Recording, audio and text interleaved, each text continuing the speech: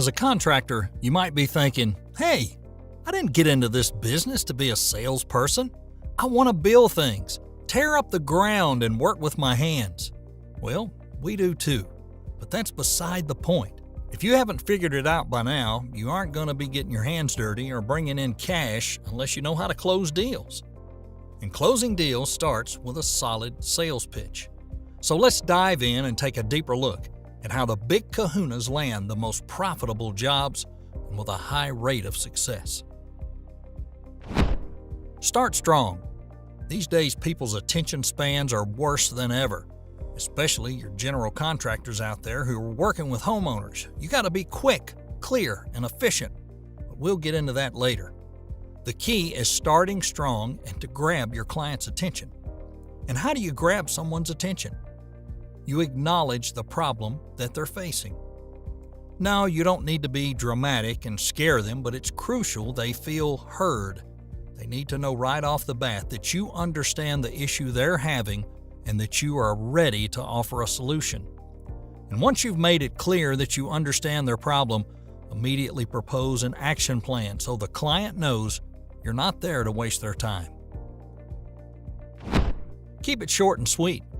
Have you ever heard the phrase, less is more? Well, when it comes to landing jobs, we think it's super applicable. Don't oversell the client. Don't over-explain things. This is a rookie maneuver. Why do salespeople do this? Because they lack confidence. They think that talking and explaining will somehow increase their chances of closing a client. But on the contrary, answering a client's question or offering a solution is enough. Don't believe us? Next time you have a telemarketer call, consider how long it takes you to get irritated or hang up when they continue to babble. Keep it simple. Don't just keep it short and sweet, but keep it simple as well. Unless they're asking for it, filling your client's head with big words and complex construction methods will just confuse and frustrate them. Most of your clients will not be experts at your trade. Heck, most of them don't even know how to start a lawnmower or change a light bulb, and it's unlikely they'll be impressed by your knowledge of plumbing or your skill with an excavator, or the fastest you've ever seal-coated a driveway.